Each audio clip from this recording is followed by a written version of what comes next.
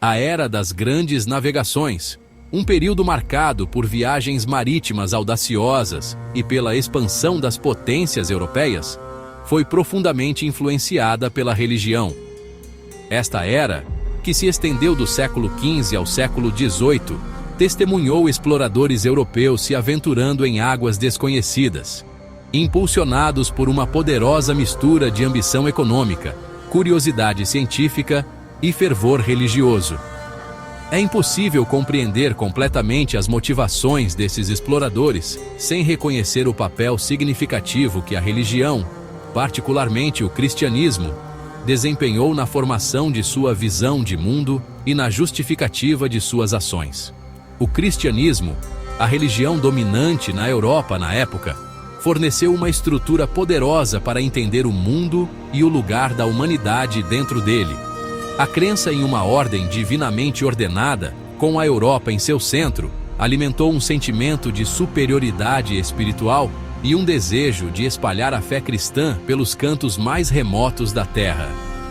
Esse impulso missionário, entrelaçado com ambições econômicas e políticas, formou um catalisador potente para as viagens de descoberta que caracterizaram essa era. Para muitos exploradores europeus, aventurar-se no desconhecido não era simplesmente um esforço geográfico, mas também uma busca espiritual. Eles se viam como instrumentos de Deus, escolhidos para espalhar a mensagem cristã e combater as forças das trevas. Esse senso de missão divina forneceu-lhes coragem e determinação diante de desafios imensos, incluindo mares traiçoeiros, terras desconhecidas e encontros hostis. A crença na existência de terras míticas como o Jardim do Éden e o reino do Preste João, um lendário rei cristão que se acreditava governar um vasto império no Oriente, alimentou ainda mais seu desejo de exploração. Esses lugares míticos, frequentemente retratados na literatura popular e na cartografia, simbolizavam a esperança de encontrar paraísos terrestres e expandir o reino da cristandade. A busca por essas lendas, embora em última análise fútil, destaca o poder que as crenças religiosas exerciam sobre a imaginação europeia durante esse período. A Igreja Católica, sob a liderança do Papa, desempenhou um papel direto no incentivo e legitimação das viagens de exploração. A bula papal Romanus Pontifex, emitida pelo Papa Nicolau V em 1455, por exemplo, concedeu a Portugal o direito de conquistar terras habitadas por não-cristãos. Este decreto papal, juntamente com outros semelhantes, efetivamente sancionou o expansionismo europeu e forneceu uma justificativa religiosa para a subjugação das populações indígenas. Os reinos ibéricos de Portugal e Espanha, na vanguarda da exploração inicial, eram particularmente fervorosos em sua busca por objetivos religiosos.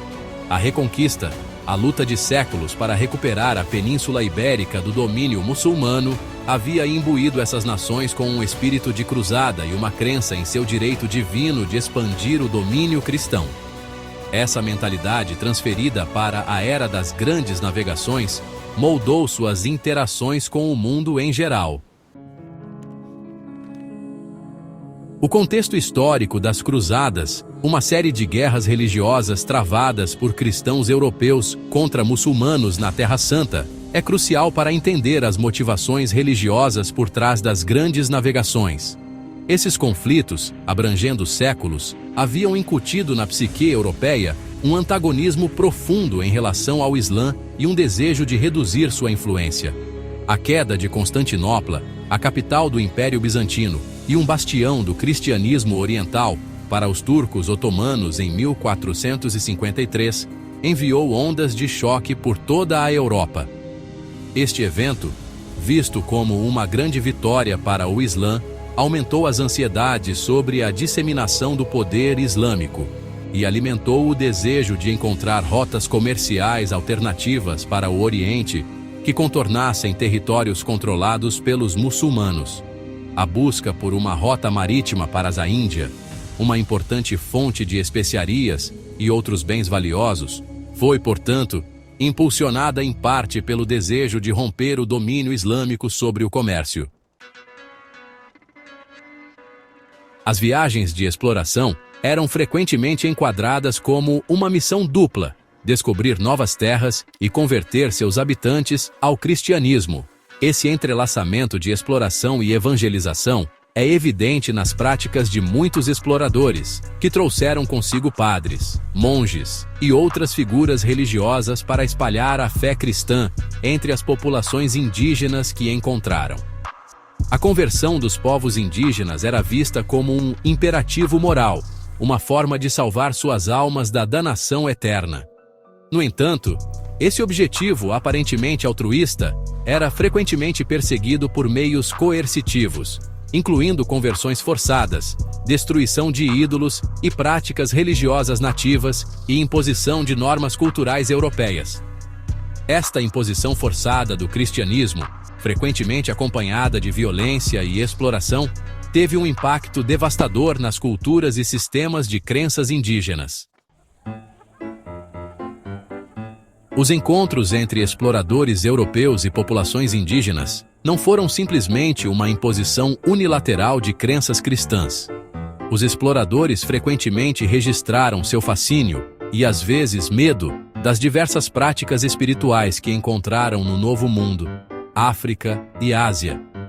Esses encontros desafiaram suas noções preconcebidas do mundo e os forçaram a confrontar os limites de sua própria compreensão. Enquanto alguns exploradores descartavam as religiões indígenas como paganismo e idolatria, outros demonstravam certo grau de curiosidade e respeito por esses sistemas de crenças desconhecidos. Eles registraram mitos e histórias da criação indígenas, coletaram artefatos religiosos e até participaram de rituais locais, embora muitas vezes com um senso de distanciamento e superioridade cultural. Esses encontros, embora filtrados pelas lentes dos vieses europeus, fornecem vislumbres valiosos da rica tapeçaria da experiência religiosa humana. O fervor religioso que alimentou a era das grandes navegações tinha um lado obscuro. A crença na superioridade cristã europeia frequentemente servia como justificativa para a exploração e subjugação de povos indígenas. As potências europeias, reivindicando um mandato divino para governar, sentiam-se no direito de tomar terras, explorar recursos e escravizar populações que consideravam inferiores. A doutrina do descobrimento, um princípio legal enraizado em decretos papais, desempenhou um papel fundamental na legitimação dessa exploração. Essa doutrina afirmava que as nações cristãs europeias tinham o direito de reivindicar soberania sobre as terras que descobriam e explorar seus recursos, mesmo que essas terras já fossem habitadas.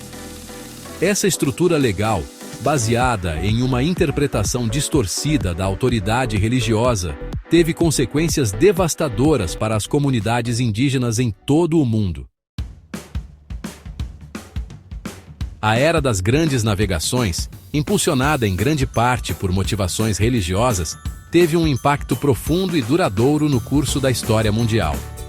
Levou ao estabelecimento de novas rotas comerciais, à troca de bens e ideias em escala global e ao redesenho de fronteiras políticas. No entanto, essas transformações tiveram um alto custo, marcado por conquista, escravidão e dizimação de populações indígenas.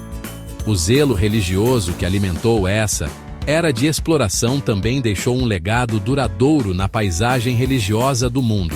O cristianismo, difundido por meio de esforços missionários e frequentemente imposto pela força, tornou-se uma das principais religiões mundiais, deixando sua marca nas práticas culturais e espirituais de inúmeras sociedades. Essa disseminação da fé, no entanto, foi frequentemente entrelaçada com violência e opressão, deixando um legado complexo e frequentemente contraditório que continua a moldar nosso mundo hoje. A era das grandes navegações permanece como um testemunho da poderosa influência da religião nos assuntos humanos. Ela destaca a capacidade da fé de inspirar atos de grande coragem e atos de terrível crueldade.